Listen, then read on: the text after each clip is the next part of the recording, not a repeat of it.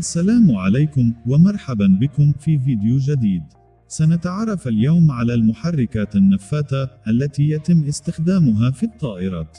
ويعتبر الألماني هانز فون أوهيان أول من صمم وشغل محركا نفاثا، وحصل على براءة اختراعه هذا عام 1936 ميلادية، بينما حلقت أول طائرة بمحرك نفاث عام 1939 ميلادية.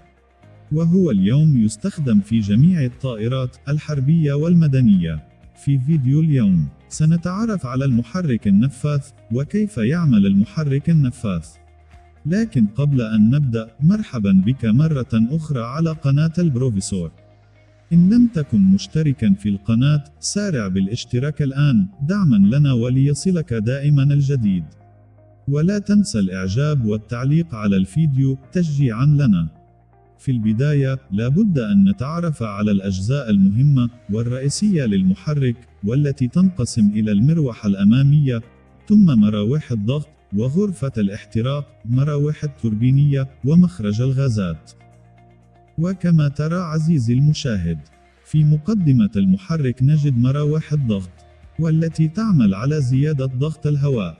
تتكون مراوح الضغط من شفرات دوارة وشفرات ثابتة، حيث تقوم الشفرات الدوارة بدفع الهواء وتدويره، بينما تقوم الشفرات الثابتة بإبطاء زخم الدوران، مما يؤدي إلى زيادة الضغط. ويحتوي هذا الضاغط على 4 مراحل ضغط منخفض و10 مراحل ضغط مرتفع. إذن فإن دور مراوح الضغط هو القيام بضغط الهواء ورفع درجة حرارته ليصل لدرجة الحرارة والضغط المناسب لغرفة الحرق. في غرفة الاحتراق يتم خلط الهواء عالي الضغط بالوقود، ويتم إشعاله أثناء مروره عبر غرفة الاحتراق، مما يؤدي إلى إطلاق نفثة غاز عالي الطاقة. والتصميم الموضح هنا عبارة عن جهاز احتراق حلقي، بمعنى على شكل حلقة.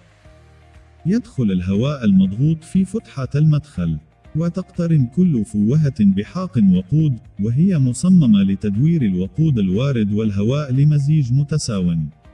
وزوجان من الشمعات لإعطاء شرارة الإشعال.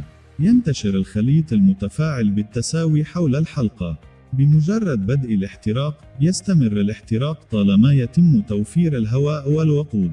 يؤدي الاحتراق، كما تعلمون، إلى تمدد الغازات. تتمدد الغازات وتخرج بسرعة فائقة من مخرج العادم.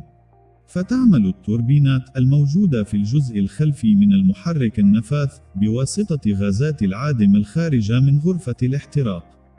يتم استخدام جزء كبير من الطاقة الناتجة من التوربينات لتشغيل المروحة الأمامية، بينما يتم استخدام نسبة أقل من الطاقة لتشغيل مراوح الضغط. تصبح شفرات التوربينات شديدة الحرارة.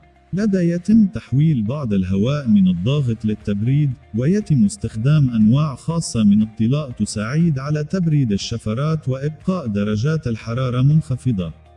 تم تشكيل مخروط العادم خصيصا للخلط وتسريع تيارات العادم، كما يغطي أجزاء المحرك الداخلية الحساسة.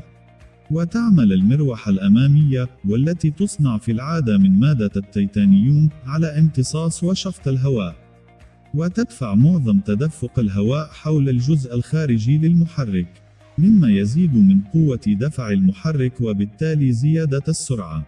وكما أنها توفر كمية كبيرة من استهلاك الوقود. والهواء الجانبي البارد عند خروجه من العادم يختلط مع الغازات الخارجة من عادم التوربين، مما يجعله أكثر هدوءا. إلى هنا نكون قد وصلنا إلى نهاية الفيديو.